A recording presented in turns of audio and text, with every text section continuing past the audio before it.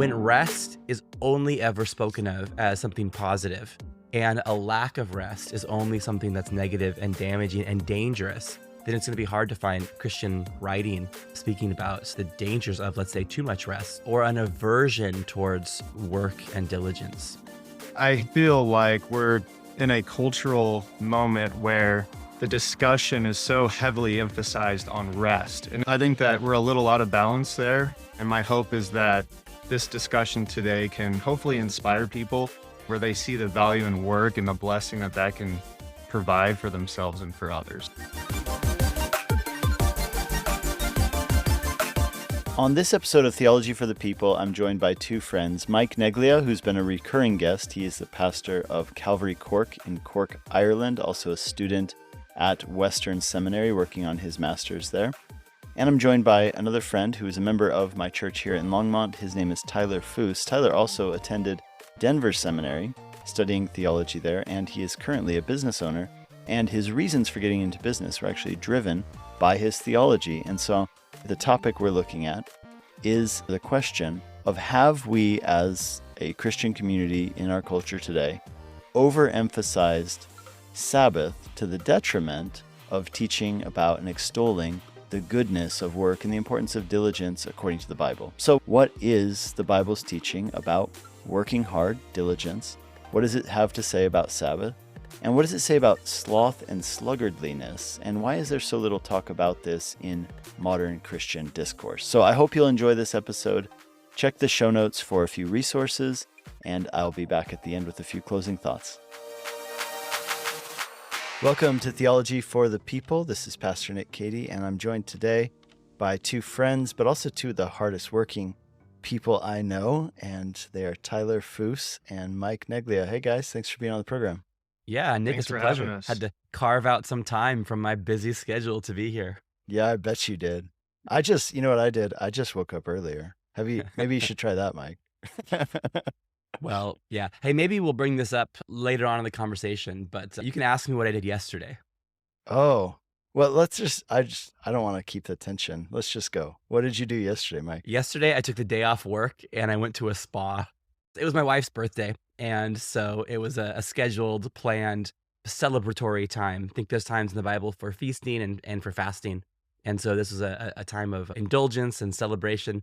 But, on the drive back, I was like, tomorrow I got to record a podcast about like the importance of like diligence and hard work.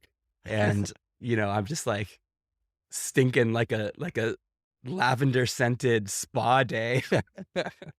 So you let her go to the spa too? Yeah, I thought it would only be right. Yeah, I thought it would I only wasn't sure.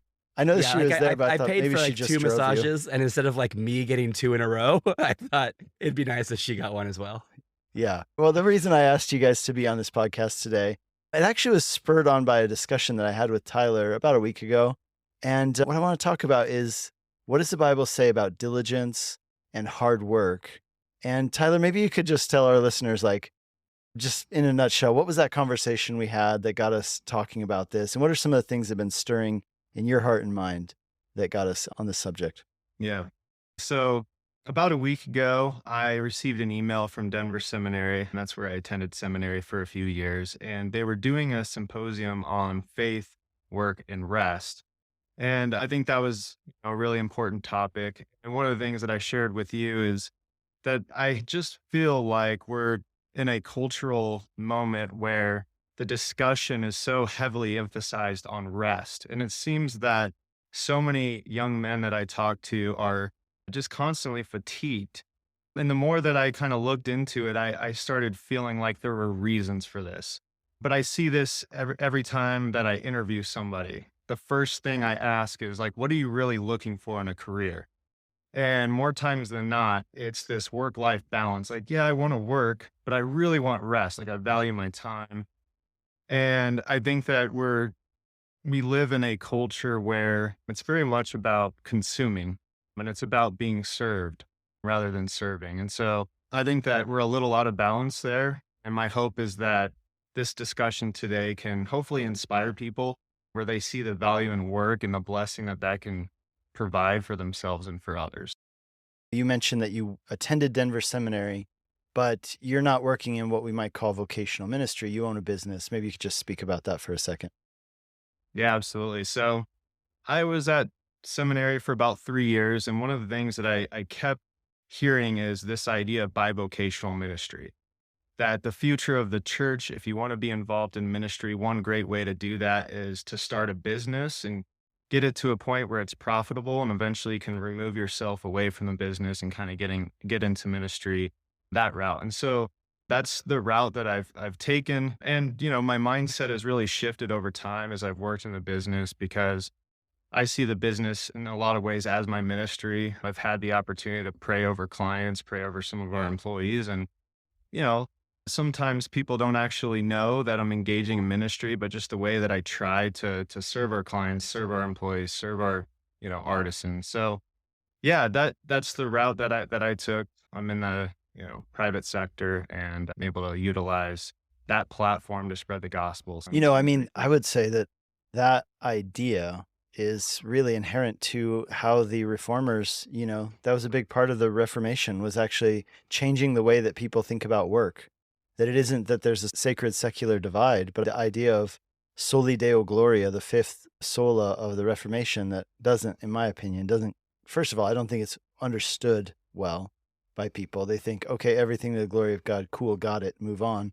But I don't think they really spend time understanding what the reformers meant by it. And what they meant is that every part of life, including work, and I think primarily they had work in mind when they said, say, soli Deo Gloria, is that every part of work, every vocation can be done to the glory of God if you're serving people and doing what God has called you to do. And so they really focused on that. But I don't want to get too far ahead of ourselves. Mike, I know you've put a lot of thought into this idea, both of rest, but also, like I said earlier, you're a very hardworking person, and you've probably put some theological thought into that as well. Mike, let me ask you this. Do you think that there is a current overemphasis, or perhaps like a fad, towards focusing a lot on rest and Sabbath, or is it a good thing? Oh, I mean, yeah, you're putting me on the horns of a dilemma. I don't know if I should call it a fad, but yeah, I think there's a re-engagement with the idea of rest, or even the terminology of Sabbath. And maybe there's certain seminaries, there's certain hubs that are really like hyping this a lot. And they're fine. I think the main thing is that, yeah, there's some like theological truth to this. And we might talk about, yeah, the theology of rest, but it's really found like a fertile soil in that people love hearing about it. And it's like it's received as if it is a means of grace, or a spiritual discipline, or something that, like, in and of itself is valuable and formative. And I think that rest is valuable as a secondary aspect to work being valuable.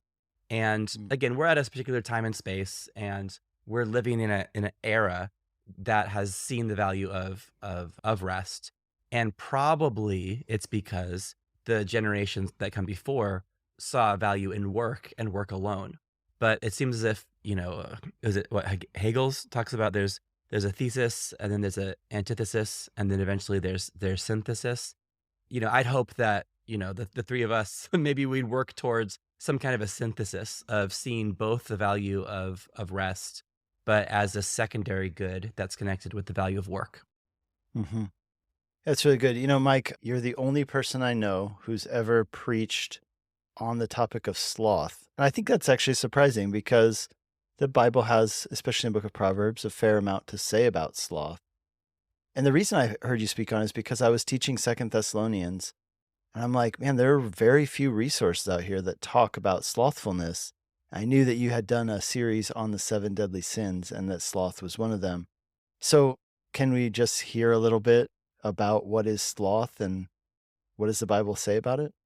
Well, sure thing. Essentially, yeah, sloth, it's an old-fashioned word. It's not, maybe you couldn't find many resources on sloth because people don't use that language anymore. But I think that you're right, that it's not like it when rest is only ever spoken of as something positive, and a lack of rest is only something that's negative and damaging and dangerous, then it's going to be hard to find Christian writing speaking about the dangers of, let's say, too much rest or too much or an aversion towards work and diligence. So, I mean, it seems like it's laziness. It feels like it's laziness, but I think it's more than that. It's kind of like an indifference. It's it's not that there's like an inability to work. And of course, certain people have illnesses of the body or mind that limit their ability to work, and that's maybe not the same as sloth or laziness, but there is like a heart attitude of indifference or a lack of care or concern that expresses itself out as this slackness, slothfulness. There's the sloth, which is kind of a cute, furry animal, but the New Testament also, the Proverbs, there's a sloth, which is a cute, fuzzy mammal, but Proverbs also speaks about slothfulness, but also sluggardliness. And I think sluggard, like slug, is like a slimy, gross invertebrate. And sluggard is another one of the themes of Proverbs. Derek Kidner is a Hebrew scholar. He defines a sluggard as a sluggard will not begin things, will not finish things, will not face things. All that a sluggard knows is delicious drowsiness. All he asks for is a little bit of a respite. He won't commit himself, but he deceives with the smallness of his surrender. By inches and inches, his opportunities slip away. So I think essentially sluggardliness or slothfulness, like it's always taking the easy way out. It's making soft choices. It's taking the path of least resistance again and again and again. So it's not a matter of what is right. It's not a matter of what's honorable. It's not a matter of like, how can I bring Gloria to Dio? How can I glorify God? But it's like, what is the easiest? In our day, we're big on like life hacks or cheat codes or shortcuts, and avoiding sloth or sluggardliness. Like that's an investment into the future, because all that we want right now is instant gratification. And whether that instant gratification looks like, something outrightly sinful, like pornography, or if it's something like morally neutral, like video games or Netflix binges, each one of those things, it shortcuts the long process to the endorphin hit. It's like, if you want the satisfaction of like accomplishing something, well then, my friend, go accomplish something. But video games or these types of things, like you win something, you have a victory, but you didn't actually do anything to get that victory. And again, I could go on for 44 more minutes, but I'll stop right there. Those are some of my introductory thoughts on slothfulness. Yeah, no, thanks, Mike. That's really good. Tyler, part of our conversation that led to this, and we're going to get to looking at some scriptures here in a moment and moving forward with the discussion. But I just want to say this last part is that you had mentioned to me in passing something that I thought was pretty important, and that was that at times as a member of different churches, you've sometimes wondered if the staff, is hardworking and diligent. And tell me a little bit about that. Yeah, totally. Yeah, I've attended a few different churches, and one in particular, as it continued to grow, I knew the pastor, I knew he was on fire for the Lord. But sometimes I would walk into the church and just observe the folks working there, and it felt like a lot of times that they were just going through the motions, that they were uninspired, that they needed a reminder of, how beautiful the work is that they do. And, I say this from a place of I've been there before, and I think that's why I'm so passionate about it. I've been in a season in my life where I was uninspired and I was bored, and it does lead to destruction. It doesn't lead to a good path. And so, that there's been a lot of things that have sparked this conversation. I jotted down a few notes, but even like I said, when I'm interviewing, especially a lot of kids coming out of college, one of the big things that are really being taught is, again, this idea of a work-life balance. Now, of course, as an employer, I think it's really important that my team understands, like, I want you to rest. You need to rest. You need to take the time off. I don't want this to come off as like, I'm trying to just get as much out of everyone that works for me that I can. That's not at all what I want. But I do know that, to your point, Mike, like when you accomplish something, there's just something powerful about that.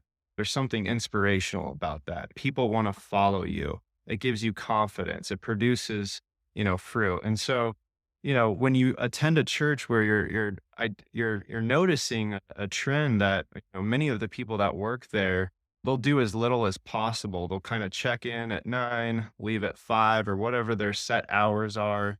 They'll kind of go through the motions, but they're not really like accepting responsibility or accountability. They're not really like owning it like it's theirs. Like, this is your calling. God has put you in this place for a reason. Go own it. Trust him. He will guide you.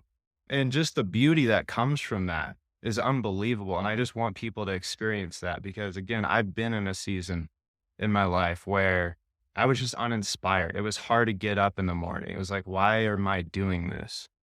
And I think the more that we can renew our minds and remember what Christ has done for us, what he did, how he led his life. I mean, this is literally God we're talking about, God incarnate.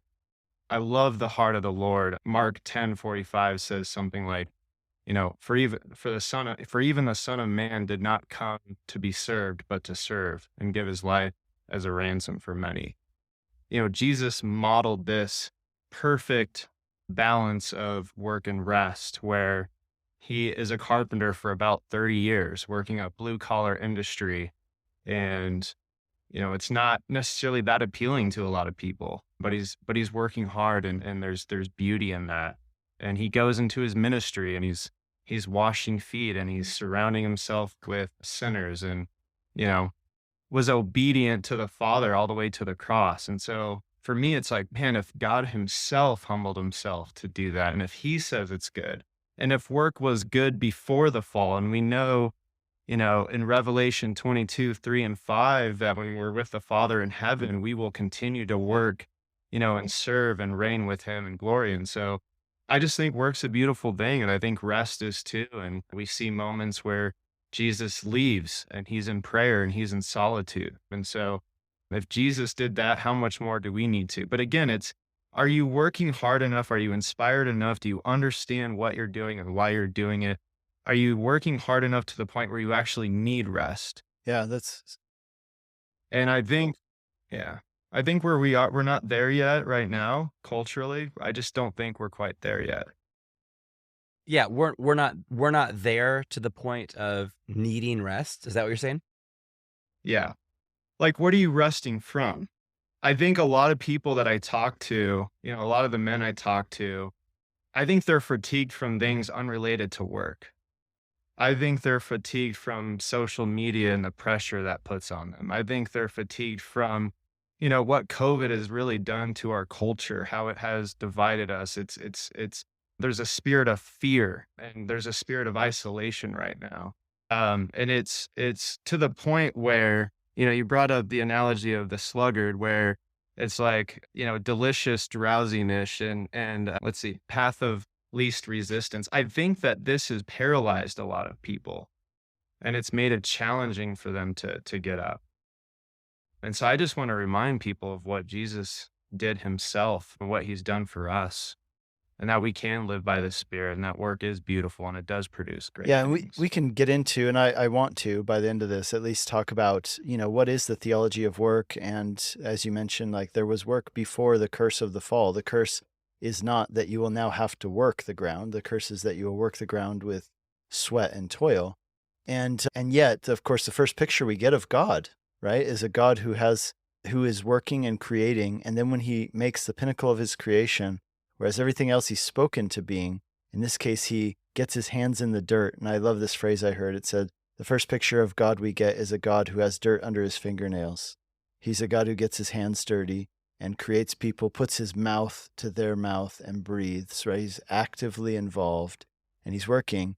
And yeah, I want to talk about that more, especially in comparison to some of the other, what we call origin myths, right? So thinking about what do other philosophies and beliefs think about work? Because they all do have thoughts about work. The Greeks and we're looking at the Far Eastern philosophies and religions.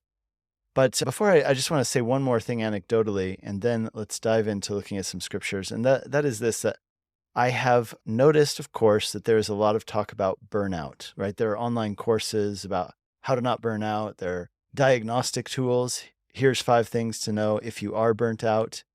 And I remember working with a guy many years ago. This was way back when I lived in Europe, and he was always telling me that he was burnt out. And I was so confused because I was like, I don't know why you're burnt out. Like, what are you burnt out from? And so I started kind of slowly taking responsibility off of his plate until I got to the point where he actually had almost no responsibility. And I remember asking him, like, okay, now tell me, are you still burnt out? And he said, yeah, I'm just on the edge of burnout. And I said, well, it's certainly not because of work. I mean, I'm sure there are other factors in your life that are contributing to this. You know, he was newly married, and I'm sure that that was part of it. And I just kind of wanted him to understand that, well, it's not your job that's burning you out. It's clearly something else because, you know, like you said, you don't need to rest from your job because you're not really doing much. And I remember coming across something that said that when a lot of people talk about burnout, yes, there is such a thing as overdoing it, you know, adrenal burnout and all of these things. But a lot of times when people kind of colloquially talk about being burnt out, it's actually more of an issue of, like you said, being uninspired. It's more of an issue of perhaps being exhausted from other things in your life. But this person even said, in many cases, he thinks it's actually a discouragement, right? That you're not seeing fruit from your labors, or that you're not passionate. Maybe, you know, something like that. Either of you have thoughts about that? Yes. I think of the life of Abraham and the fact that he was given this promise that, you know, he never really fully got to see. But I think just trusting and knowing that, you know, what you're doing is good. Your work is good. It will produce great things, and you might not see it in this lifetime. But you have to, you know, have faith that what you're doing, what the Lord's doing with your life is meaningful. Yeah, I would contribute that I think about 10 years ago, maybe 12 years ago, I had a time when I was pretty worn out or maybe discouraged. I discerned in me just kind of a general weariness, and I would not seize opportunities for ministry as quickly as I used to. And there was a couple different times when, after teaching the evening Bible study, because of another commitment, I had to kind of get in the car and kind of race home right afterwards and not stay late talking to people. And then I kind of caught myself being like really, really relieved as I was leaving. And I said, you know what? I don't think that's good. I don't think that's a healthy thing to be relieved to not have to talk to people. And so I kind of, did a little bit of reading on the whole, burnout thing. This is back before every second book that was published was about burnout.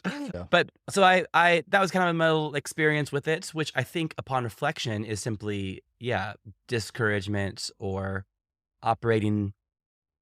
Anyway, fast forward a little bit, and then I'm at a pastor's conference in mainland Europe, and I'm speaking with somebody, and he mentioned that he had gone through a time of burnout recently, and I said, oh, hey, yeah, me too.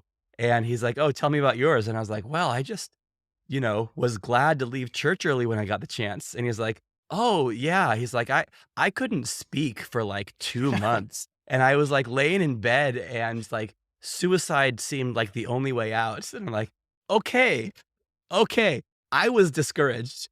You may have experienced burnout. And so I hate to make suicide a punchline for a joke, but this was like me maybe like being really soft on myself and then considering that he and I were in the same category. And certainly that's not. So he experienced, essentially what sounds quite parallel to like it's like a mental breakdown.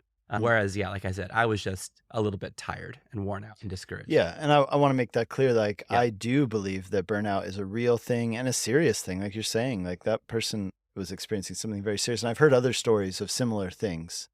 And yet, perhaps the word is used sometimes in ways that aren't really describing burnout, but something else.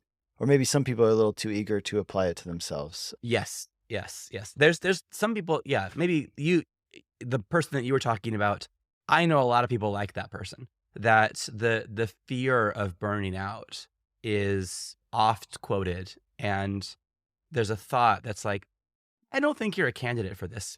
I don't think that there's a danger of working too hard that I see in you, or at least in this present sense. Now, again, we live compartmentalized lives, and myself as a pastor, I see the slice of their life, which is like church volunteering, and they might not volunteer very much at church, but there is layers upon layers of maybe they're caring for sick parents, or there's all these other factors. And so, yeah, of course, all these things I want to be very cautious that I'm not being dismissive of other people's hardships that they're undergoing. But yeah, sometimes I look at kind of like the church rota or the volunteer rota, and it's like, it sure would be great to get somebody else to help there. But when someone says, oh no, I can't, I'm afraid of burning out. It's like, yeah. Okay, well, let's talk about what does the Bible say about the importance of work. I want to look at some specific Bible verses and then kind of maybe pull back and look at the big picture. We've already alluded to it a couple of times, but we'll do that anyway. So let's start with you, Mike. Mike, give us a or two Bible verses about the importance of work. Well, all right. Proverbs 24, verses 30 to 34. We will be right back after these messages from our sponsors. Hi friends, Brian Broderson here, and I want to let you know about the CGN International Pastors and Leaders Conference coming up here at Calvary Chapel, Costa Mesa, June 25th through the 28th. Our theme this year is The Spirit of the Lord is upon me. And oh, how we need the Spirit of God to be upon us in these days. So we're going to be digging down into that great text from Isaiah 61. We're going to be looking at all the different facets of it. We got a number of great voices that are going to be speaking to us. We're going to have times of prayer and worship and lots of fellowship and enjoying meals together and all kinds of wonderful things. So if you would like to be part of this conference coming up in June, please get signed up today. You can do that at conference.calvarychapel.com. Once again, that is the CGN International Pastors and Leaders Conference, June 25th through the 28th. Hope to see you there.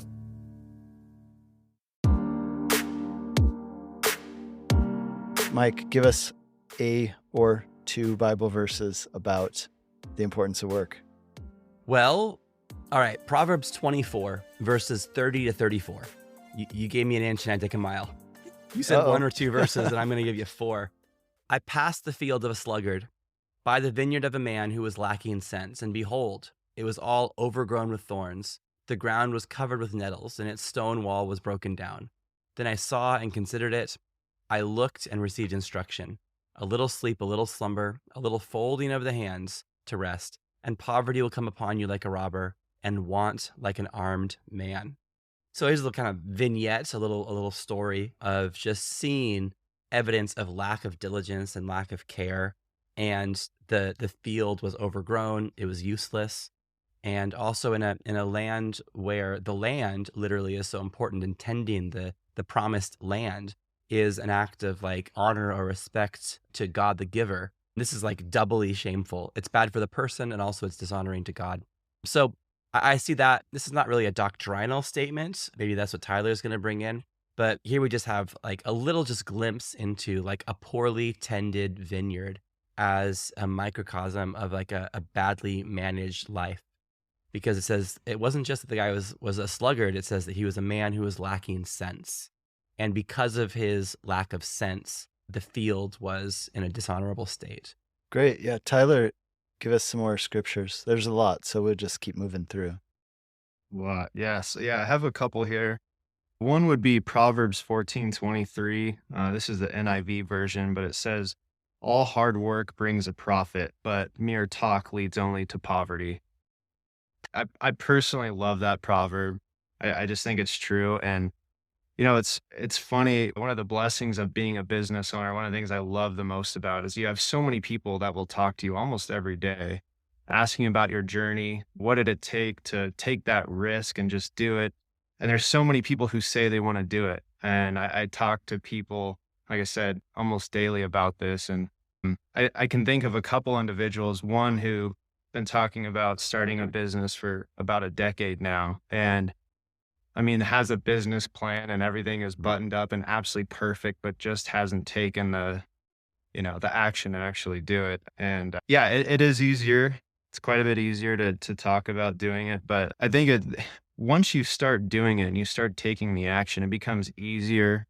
You become less afraid, you become more confident, more resilient, and according to this proverb, more profitable. You don't have to worry as much about your finances typically.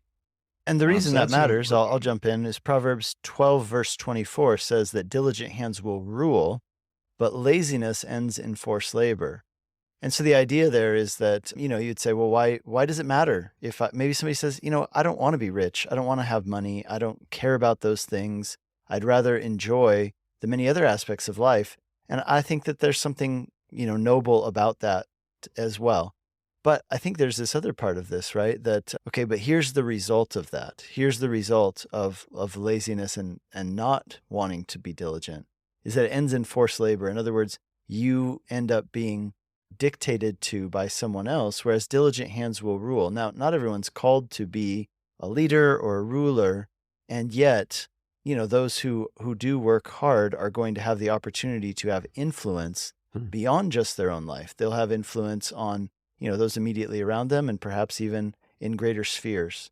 And so I think as the people of God who want to see the kingdom of God move forward, I think that should be important to us, right? And having that sort of influence. I've heard it said that leadership at its essence is influence. And of course, you can influence for selfish reasons. You can influence for, ungodly reasons, but you can also influence for very godly reasons. And I see that with the Apostle Paul, right? Here's a man who he said, by the grace of God, I am what I am, right? So grace is a free gift. It's not something you earn. So here's God's grace. And he says, and his grace to me was not without effect, but I worked harder than everyone else, yet not I, but the grace of God that was in me. So this is very interesting idea that there's this free gift that's given, and yet the effect of that gift is that it empowers you. So 2 Timothy chapter 2, verse 1, I believe it says, be strengthened in the grace of the Lord Jesus Christ. But strengthened to do what? Well, in the context, he's telling Timothy to be strengthened in order to do what God has placed before him to do, to carry out the calling God has placed on his life. And so grace, while being a free gift that we passively receive, it is also something which has this effect in our lives of moving us forward and empowering us to action and doing things. And what are those things? Well, in Paul's case, it was influence, not for his own benefit, but for the benefit of the kingdom and for the benefit of others. So we'll just keep going around. Mike, do you got any other verses that you would point us to? Well, big picture, and Tyler's referenced this, and you as well, Nick, so forgive me for treading over this ground once more. But yeah, that the Bible begins with a God who creates first with his voice, but then, as you mentioned, eventually with his hands.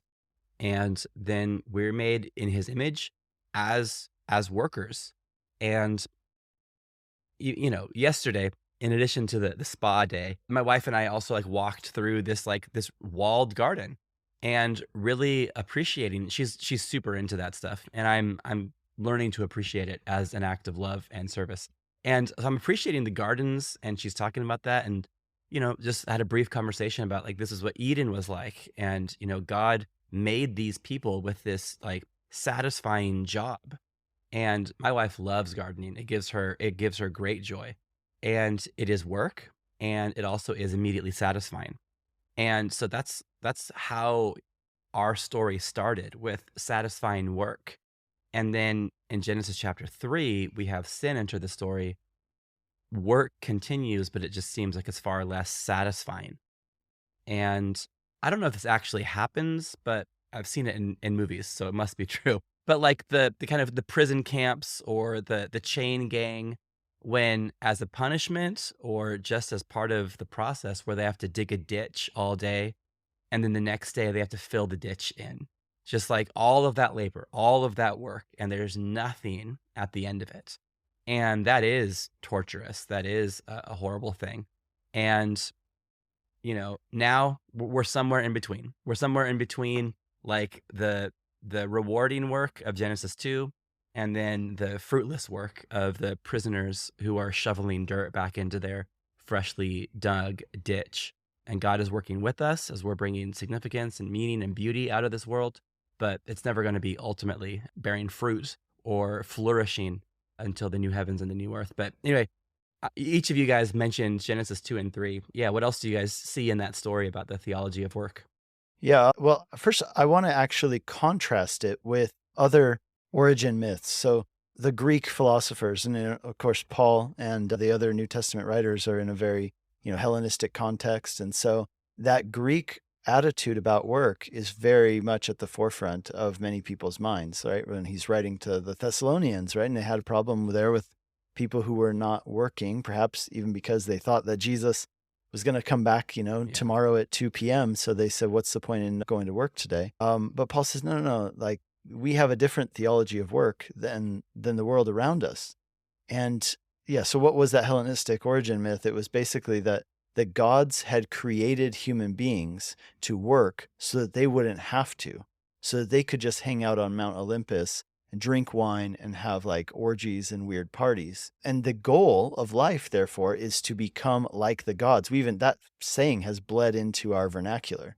I'm living like a god. What does that mean? Well, it means that I'm like sitting next to the pool, getting drunk in the sun, right? Like, and that was exactly how they thought about it in ancient Greece, which was, to live like the gods means to not do work. And they stratified work into different strata of value, right? So they said that if you have to work, the most noble kind of work is intellectual work, white collar stuff. This is why we read about, it says in Acts chapter 17 that the philosophers in Athens would just go up to Mars Hill and they would just talk philosophy all day. And, people would like follow them around and like pay them. They'd be paying them money just to listen to them or to be their disciples. But that was the idea, like intellectual work is of the highest value. And then you go down the tier to where lower forms of work, in their opinion, would be work that gets your hands dirty, what we call blue collar work, whether that's construction, etc. But that's what's so brilliant about Genesis is that it shows God and he gets his hands dirty. He doesn't only speak, he forms the man with his own hands. And I'll just give one last one, and that is the Far Eastern philosophies, their view, if you look into Buddhism, for example, has this view that everything that we see is essentially the matrix, right? So what you see in the world is not really real. It's just like you think you're in it, but you need to overcome it. You actually need to transcend it. That's where the idea of transcendence comes in. And so, like, for example, if you feel pain, they would say, well, that's just the illusion of pain. Pain is not necessarily real because your body in this physical world isn't the highest reality. You need to overcome it with your mental powers and transcend it. And so essentially, you don't see a lot of Buddhist monks like, starting businesses and like painting houses and stuff, right? So the idea is like sit under a tree for 5 years and don't eat food is considered a really big accomplishment because, well, you've transcended this physical reality and you've gotten in touch with the spiritual reality, which is higher. And so again, their view of work is that work is a curse. It's unnecessary. It's not real. The view of the Greeks then would be that work is for losers. And the best thing you could do is to not work and have other people work for you so that you can live like a god. But anyway, Tyler, give us some more Bible. Yeah. No, it was really interesting. I Sometimes I forget that like I'm in a podcast right now. I'm just like, I just want to listen to Nick. And then it's like, oh, wait, this is live. Yes. No, 100%. That was really interesting. I liked it. Yeah, another one that we could go over is Colossians 3:23 through 24, which says, whatever you do, work at it with all of your heart as working for the Lord, not for human masters, since you know that you will receive an inheritance from the Lord as a reward.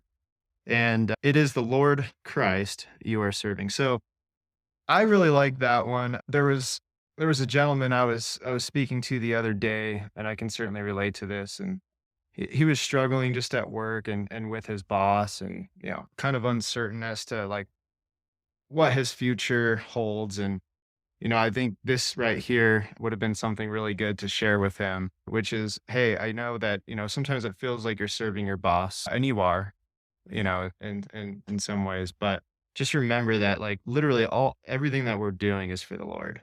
And so I think that that can make it a little bit easier, if you're struggling with, colleagues or boss, just to remember this verse here. So Someone told um, me the other day it that doesn't that always, verse is his yeah. life verse, and I gave him a hard time. I'm like, that's your life verse, not anything about like, like what God did to save your soul.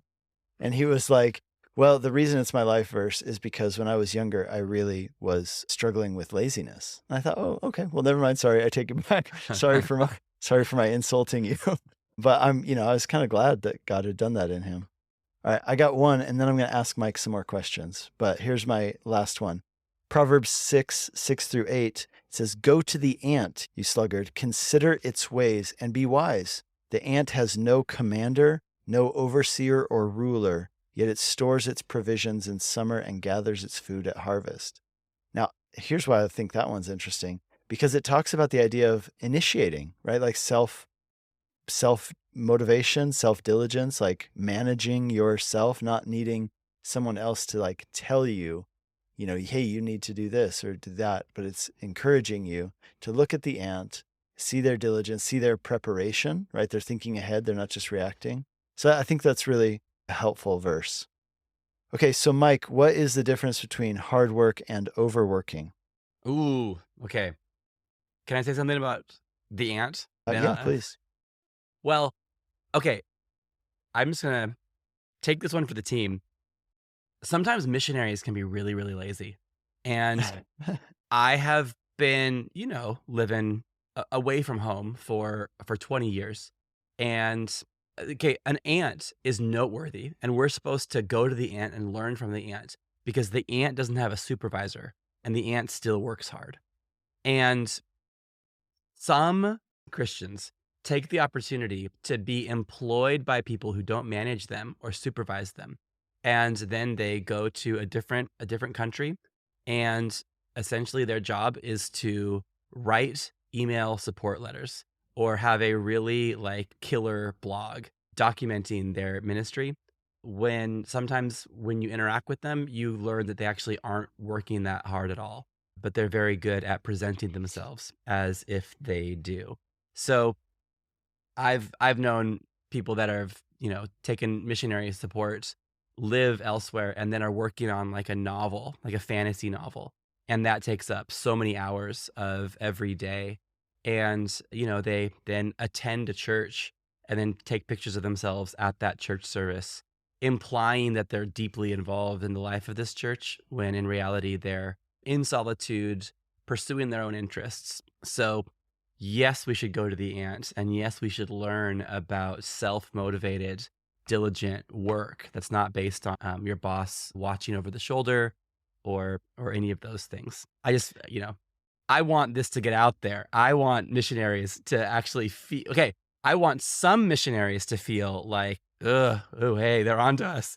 I want other missionaries to hear the exact opposite and be like, hey, listen, your labor is not in vain. We love you. We appreciate you. So anyway, Nick, you gave a big grin to that. Have you encountered such a thing? Yeah. So I was a missionary in Hungary for 10 years. And what was really funny, I had this guy, I hope he listens to this. His name's Yanchi, dear brother. And so I'm not going to say the name of my guys. Well, no, my guy, I'll tell you why I'm telling you his name. Yeah. And that is because he would call me sometimes at like 10 a.m. and he'd be like, hey, did I wake you up? And I was so insulted. And I still to this day am like, Yanchi, like maybe don't start conversations like that at 10 a.m. That's so insulting. Like, what the heck, man? But he did it all the time. Like I think one time even like near 11, hey, I'm not waking you up, am I? I'm like, okay, that's not nice that you even asked that, right? And so I was like, why do you always ask me that? He's like, well, because I've known a lot of missionaries over the years, and they kind of just like take it easy and sleep in. I don't want to wake them up, at the crack of 10. And so I just thought that was really interesting. He said, yeah, like a lot of missionaries, they don't have stuff to do. So they just go like, he goes, I knew these one guys, like they saw every movie that ever came out in the theater ever. Like, I mean, they would go sometimes to 2 movies a day. And to me, that was just like totally foreign, partly because I was in a church where the lead pastor, with the first couple of years before I planted a church myself, the lead pastor is a very diligent man and made sure that we all were working hard under his leadership. And so anyway, all that to say, yeah, I have absolutely encountered that. I think that that's a good point that you're making. I think that that's not only true of missionaries.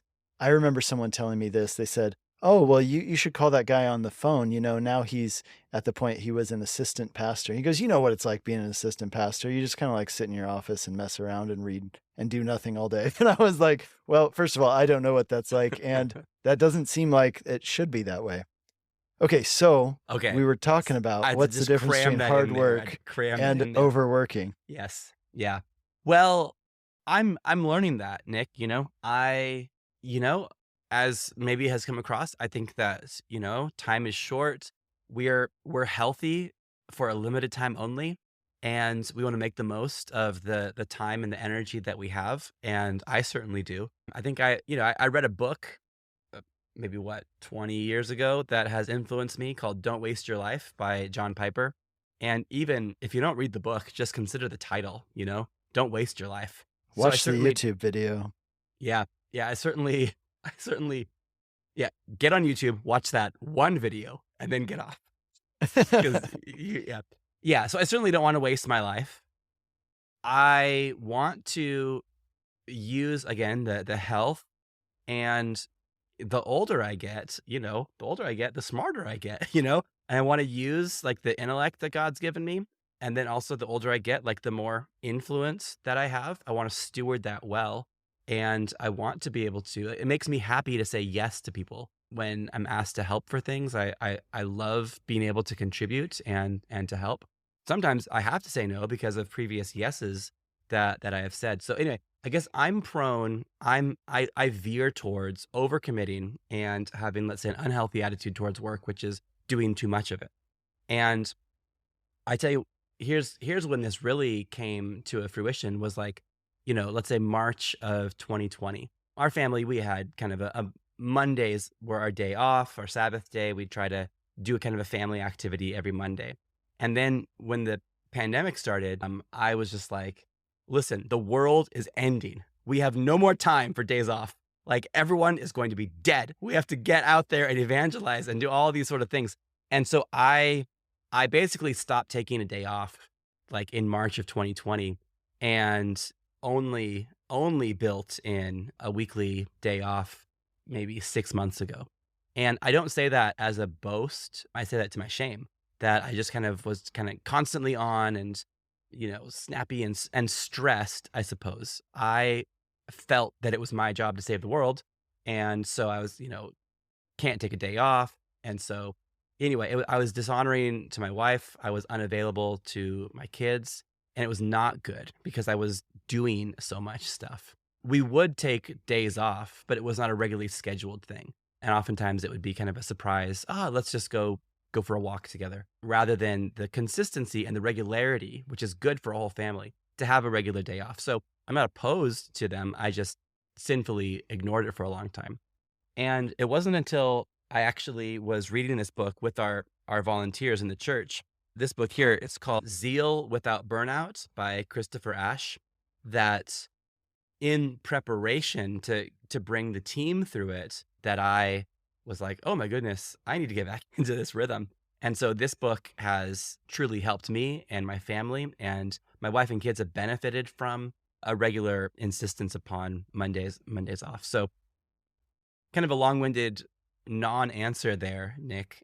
I think work is important. I'm prone to do too much of it, and zeal without burnout and related stuff has helped me to rightly balance that. I think even the title, Don't Waste Your Life is a great title. And the title Zeal Without Burnout is a great title, because we shouldn't be so frightened of the idea of burnout that we never work hard.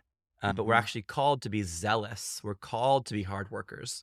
But he uses a phrase that he wants us to have a lifetime of sustainable sacrifice rather than an energetic but brief ministry that fades out in exhaustion. But I love that sacrifice is part of the deal. That's something that a lot of the current emphasis on Sabbath is ignoring, that actually sometimes life is hard and sometimes we make sacrifices. Paul talks about sleepless nights, and it doesn't mean that every night should be sleepless, but some of them will be. And we don't need to act surprised as if the calling of serving the Lord and serving his people is going to guarantee that we get 8 hours of sleep every single night without fail. Yeah, and even, another verse we didn't talk about is Proverbs 31, right? Which talks about the woman who is worthy of honor and respect. Yeah. And part of it is that she works really hard and she never seems to sleep, right? She's like up all night doing stuff, buying stuff, making stuff. Yeah. Anyway, the point is that she is to be praised. And part of the reason she's to be praised is because of her diligence. I got one or two maybe quick thoughts, and then I'm going to have Tyler get the last question. It's a big one. The question is going to be, how do we find biblical balance with these things? So while you're preparing your answer, Tyler, I'm just going to say two quick thoughts. One is, it's anecdotal. I recently had an injury that laid me up, and, I'm a pretty active person, both, in recreation as well as like work. I like working. And somebody kind of told me, hey, now that you're injured, this is a good time for you to like do something you want, like watch TV. And I'm like, yeah, but here's the problem. I actually like working, right? Like, I think that there's pleasure in work and moving the kingdom forward and accomplishing things. On the other hand, here's my other thought is that in Exodus 20, verses 8 through 10, where it talks about the Sabbath, I always think this is interesting. It literally, here's what the text says. Remember the Sabbath day by keeping it holy. 6 days you shall labor. And then on the 7th day shall be a Sabbath to the Lord your God. I mean, remember the context in which this is in. These people had been slaves. Slaves didn't get days off. Maybe other people in society didn't get days off unless they were at the top of the hierarchy. But here's the thing. To people who had never had a day off, the Sabbath was not a chore. It was a huge blessing. And I think that current attitude or current emphasis on Sabbath being a blessing is a very good thing. However, I think that the passage there should be taken very, literally, in that it says 6 days you shall labor, right? So Sabbath day you're not taking 2 to 3 Sabbath days a week. We're taking a Sabbath day, and we are told in the passage to labor for 6 days. And so I think we should take this in context a little bit. Yes, Sabbath is important, but don't forget that other part. 6 days you shall labor and do all your work is what it literally says. Okay, Tyler, last question. How do we find the biblical balance in all of these things? Well, it's kind of funny because as I was preparing for this, I kind of went through a cycle of, and I'm sure you guys have been there, of, okay, you're kind of, doing your inductive Bible study, you're pulling up Bible verses, and, it seems like God is making it very clear and easy for us to understand. That's kind of like the first part of it. It's very simple. We see this model of, God created the universe in 6 days, and he paused, he stopped, and he rested on the 7th. And that's the model by which we are to live our lives. And, it's really simple. And so you kind of start searching for more, and you get to a point where you're like, maybe there is more to this, but you end up ending where you began, which is no, it's actually really simple. And, I think we like to overcomplicate things a lot of times, perhaps out of boredom or searching for meaning. But I think it's really simple. It's working 6 days, and maybe that's not just with your career. Maybe it's working 5 days for your career, a day at home, kind of doing chores, helping out, mowing the lawn, laundry, all that stuff, serving your neighbor. And then on the 7th day, just truly resting and honoring the Lord and, thinking about all the things that he's done for you and resting in that. And as we were kind of talking about this and doing this podcast, I thought about a couple of things. And I don't know how much time we have remaining because I don't want to go too long here. But a couple of things are, okay, what are some obstacles that could get in the way of us following this model that God has provided for us? And then, what are some practical ways to change if we're out of sync with that? And I think one of the things that I thought about is living outside of your calling. Now, I relate a lot of this stuff to me. This is just experiential, but when you're outside of your calling and you're in a career where it doesn't really fit your spiritual gifts, man, that can be really agonizing because you can work really hard, but people may not notice you're working hard because you're just not as effective at whatever it is that you're doing compared to others. And so for me, it was kind of funny. I was in a career path that just wasn't suited for me. I was a company where my values didn't align with theirs.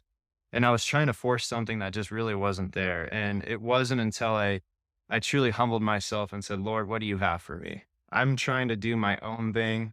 Essentially, I was working for a company that was going to pay for me to go to law school. And it was everything I thought I wanted, except for it wasn't what God was calling me to. And so that was humbling. I got into an industry where perhaps like the pagans, I thought, this isn't the sexiest industry. So I own a paint company.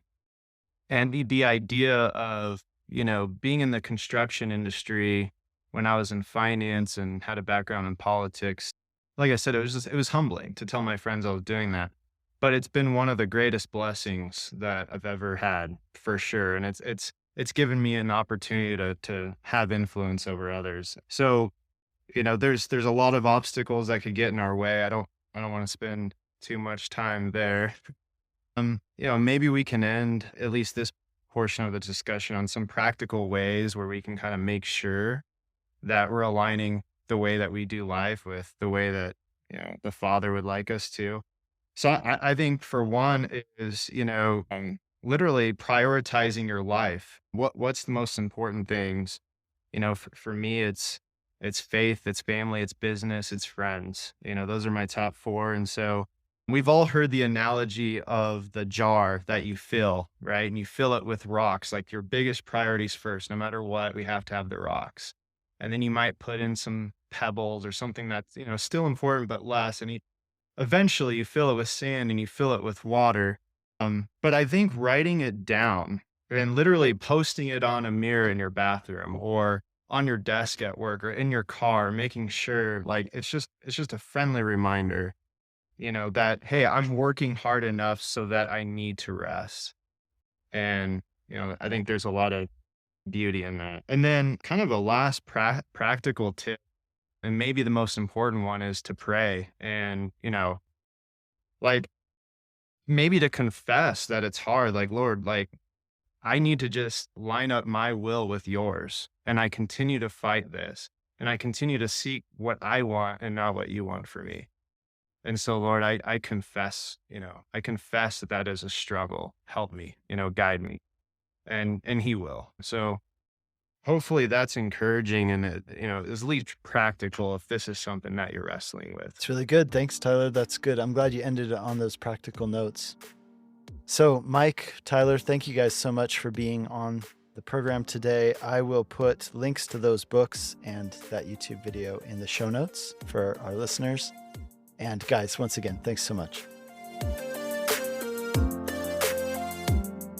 Thanks for listening to this episode of Theology for the People. If there's ever a topic you'd like to learn more about, there's a section on my website where you can submit questions and suggest topics for me to cover. That can be found at nickcady.org. My next episode is going to be an Ask Me Anything episode where we've collected a couple questions that have been submitted in various ways, and I'm just going to be reading those and then responding to them. So make sure to tune in for that. And again, if you have any questions, we'd love for you to submit them, and we'll do future Ask Me Anything episodes. And so you can do that again using the form that is on my website at nickcady.org. Make sure to subscribe to the podcast if you haven't done so yet. That way, when new episodes are posted, they'll be delivered right to your podcast app. And if this episode was helpful, please share it with others. And if you would like to support the podcast, the best way you can do that is by leaving a written review on the Apple Podcast app or on Spotify. Also on Spotify now, there's a way to support the podcast if you'd like to do that. And anyway, sharing those reviews particularly helps the show to boost in their ratings and to work in their algorithm so that other people, when they're searching things online, they will stumble across this content more easily. So if you do that, I greatly appreciate it. Thanks for listening, and until next time, God bless you.